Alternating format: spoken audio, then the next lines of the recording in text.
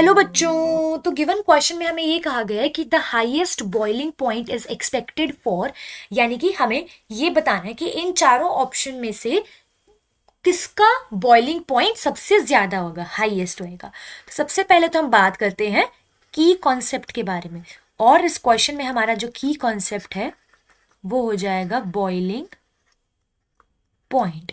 इस तरीके से अब बेसिकली बॉइलिंग पॉइंट एक टेम्परेचर का पॉइंट होता है जिसपे जो हमारा सब्सटेंस है वो बॉयल होना स्टार्ट कर देता होता है।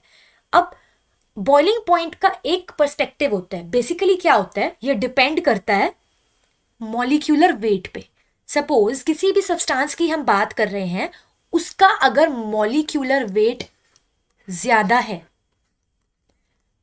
तो उसका बॉइलिंग पॉइंट भी ज्यादा होगा। सिमिलरली अगर किसी स्ट्रक्चर, सपोज हम सेम ही मॉलिक्यूलर वेट वाला हम ले लेते हैं compound, same he number of carbon atoms, different जितने भी एटम है सेम है, सब सेम मॉलिक्यूलर वेट का कंपाउंड लेते हैं, लेकिन एक कंपाउंड है सिंगल चेन स्ट्रेट चेन, एक है ब्रांचेस वाला, तो जिसमें ब्रांचेस ज्यादा होंगी ना उसका बॉइलिंग पॉइंट कम होएगा, नंबर ऑफ ब्रांचेस। और ये इसलिए होता है कि सपोज कोई भी, अब हम ब्यूटेन की बात करते हैं, एग्जाम्पल ले रहे हैं हम, एक है ब्यूटेन ऐसे सिंगल चेन, लेकिन एक है ऐसे इस तरीके से।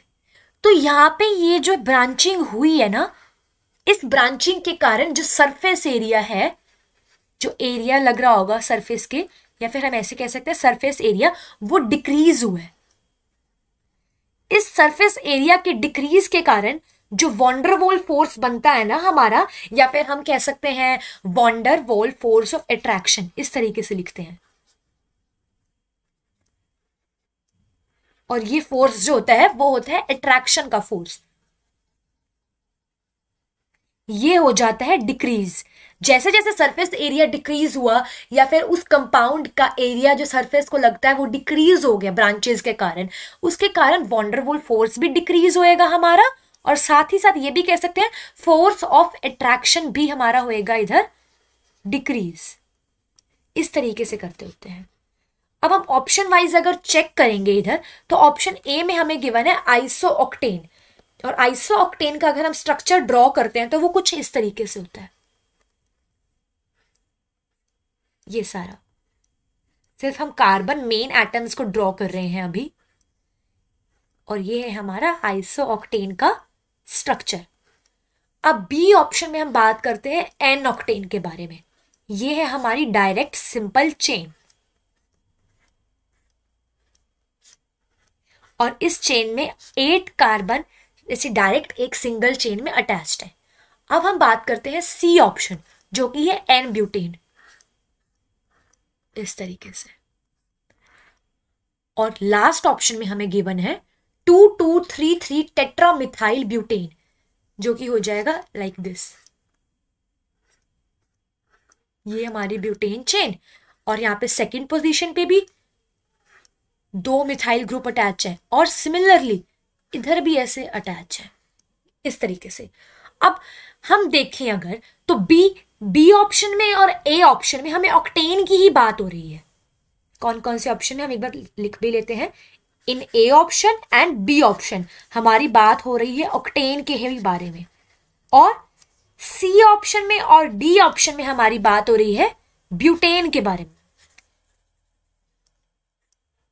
अब ब्यूटेन है, जैसे ब्यूटेन का जो मॉलिक्यूलर वेट होता है वो होता है कम। मॉलिक्यूलर वेट के अगर पर्सपेक्टिव में हम देखें तो वो होता है ब्यूटेन का molecular weight less than octane, जिसके कारण हमें पता ही है कि बॉइलिंग पॉइंट उसका हाइयर होता है जिसका मॉलिक्यूलर वेट ज्यादा होता है। अब ब्यूटेन का मॉलिक्यूलर वेट कम है, जिसके कारण ब्यूटेन जो कंपाउंड है, चाहे वो एन ब्यूटेन है, चाहे 2233 टेट्रामिथाइल ब्यूटेन है, उसका जो मॉलिक्यूलर वेट है वो लेस है ऑक्टेन के, एन ऑक्टेन और आइसोऑक्टेन से, और बॉइलिंग पॉइंट भी लेस होएगा। अब सी और डी ऑप्शन में देखें, एन ब्यूटेन जो है हमारी ये सिंगल चेन है, और डी ऑप्शन में है 2233 टेट्रामिथाइल ब्यूटेन। यहां पे इतनी सारी ब्रांचिंग है, जिसके कारण हमारा क्या हो रहा है, सरफेस एरिया कम हो रहा है और हमारा बॉइलिंग पॉइंट भी कम हो रहा है। तो डी ऑप्शन तो हमारा हो ही नहीं सकता। और सी ऑप्शन की बात करें, ब्यूटेन, जिसका बॉइलिंग पॉइंट डी ऑप्शन से तो ज्यादा होगा क्योंकि उसमें कोई ब्रांचेस नहीं है, लेकिन ए और बी से कम होएगा बिकॉज ऑफ मॉलिक्यूलर वेट। ए और बी का ज्यादा है, वो ऑक्टेन में है, इसलिए हमारा सी ऑप्शन भी नहीं होएगा। अब हम बात करते हैं ए और बी के बारे में। बी ऑप्शन में कोई भी ब्रांचेस प्रेजेंट नहीं है,